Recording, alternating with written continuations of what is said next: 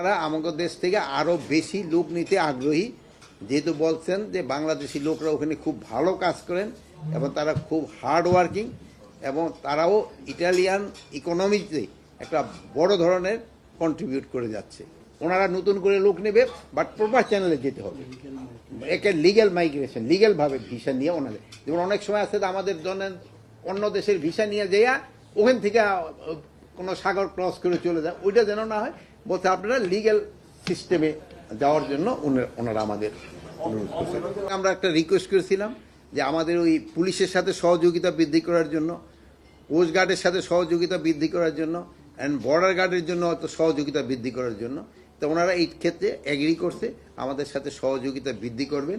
এবং তারা এই ধরনের সহযোগিতা হলো, ধরেন যে এই যে বিভিন্ন ধরনের ঘটনাগুলি ঘটে, এই যে ট্রেনিংটা, এটা মেইনলি ক্যাপাসিটি বিল্ডিং এর ট্রেনিং। স্যার আমরা দেখেছি এর এক বছর হান্নান মাসুদের উপরে এই সেম কাজে হামলা করা হয়েছিল।